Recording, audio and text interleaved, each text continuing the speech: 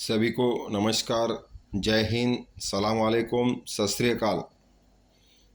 मैं प्रवीण पेठे, एक सामान्य नागरिक और एक भूतपूर्व सैनिक होने के नाते मेरे दिल में ये सवाल आया कि 2019 में पुलवामा में जो हमारे सैनिक 40 सीआरपीएफ सैनिक शहीद हुए थे, उसके बारे में भूतपूर्व राज्यपाल जो कि बीजेपी द्वारा नियुक्त थे, उन्होंने श्री करणजीत थापर को द वायर में दिए हुए इंटरव्यू में देश के प्रधानमंत्री, राष्ट्रीय सुरक्षा सलाहकार अजीत डोवाल पे आरोप लगाया है कि इनको मैंने सीआरपीएफ को प्लेन एयरक्राफ्ट उपलब्ध न कराने के वजह से 40 जवानों की मृत्यु हुई, शहीद हुए, तो इन्होंने मुझे चुप रहने के लिए कहा था, कुछ न बोलने के लिए कहा था। भारतीय जनता पार्टी जो कि खुद को नेशन फर्स्ट करके बोलती है, लेकिन इनके लिए नेशन फर्स्ट नहीं है। इनके लिए सिर्फ खुद का स्वार्थ, इलेक्शन जीतना, यही चीज़ों की ज़्यादा अहमियत है, ये मैं आरोप लगाता हूँ। जिस दिन यह घटना हुई उस दिन हमारे प्रधानमंत्री Narendra Modi ji gym corporate park में एक विदेशी पत्रकार को इंटरव्यू दे रहे थे और वहाँ से उन्होंने एक ढाबे से, क्योंकि वहाँ पे टेलीफोन की रेंज नहीं है, एक ढाबे से सत्यपाल मलिक साहब को फ़ोन किया कि आप इस बारे में कुछ भी मत बोलिए, मैं दिल्ली आने के बाद आपसे बात करूँगा। उसी तरह देश के सुरक्षा सलाहकार अजीत डोवाल जी ने भी सत्यपाल मलिक साहब को चुप रहने के लिए बोला था।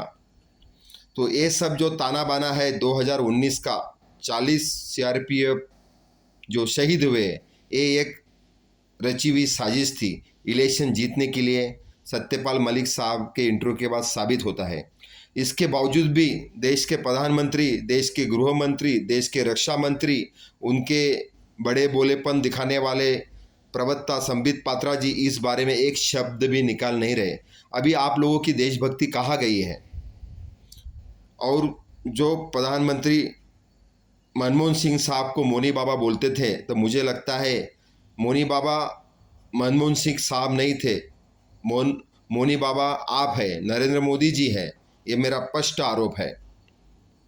उसी तरह जब सीआरपीएफ ने, जब 900 जवान उस रास्ते से जा रहे थे, उसकी कुछ आरोपी होती है, उसका कुछ रूल्स होता है, रेगुलेशन होता है कि इतने सारे जवान कभी भी इकट्ठा नहीं जाते हैं।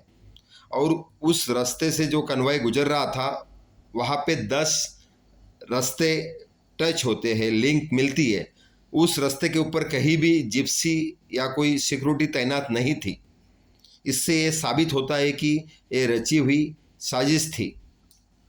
इसी तरह जब इन्होंने प्लेन मांगा तो इनको नहीं दिया गया है, और इतना बड़ा गाड़ी का काफिला रास्ते से गुजारना पड़ा। अगर ये काफिला रास्ते से नहीं जाता तो ये हादसा नहीं होता, और जो मेरे भाई, जो मेरे देश के सैनिक शहीद हुए हैं, उनकी शहीद होने की नौबत नहीं आती है। तो इस सब चीज़ों के लिए देश के प्रधानमंत्री, देश के गृह मंत्री, देश के रक्षा मंत्री जवाबदेही है, जवाबदार है, रिस्पॉन्सिबल है, और उन्होंने देश के सामने आके इसके बारे में अपना स्पष्टीकरण देना चाहिए, ऐसा मुझे लगता है। 900 जवान सड़क से जा रहे थे और कोई भी प्रोटोकॉल का पालन नहीं हुआ है। वो तो नाम सत्यपाल मलिक है और वैसे ही उन्होंने सच्चाई बोली है, इसलिए देश के सामने सच्चाई आई है। इसी तो मैं पुनश्च इस देश के प्रधानमंत्री जी को एक सामान्य नागरिक के नाते, एक भूतपूर्व सैनिक के नाते निवेदन करता हूँ कि वो देश के सामने आके जो 40 जवान शहीद हुए हैं उसके बारे में अपनी जो वस्तुस्थिति है वो स्पष्ट करे। धन्यवाद। जय हिंद, जय भारत।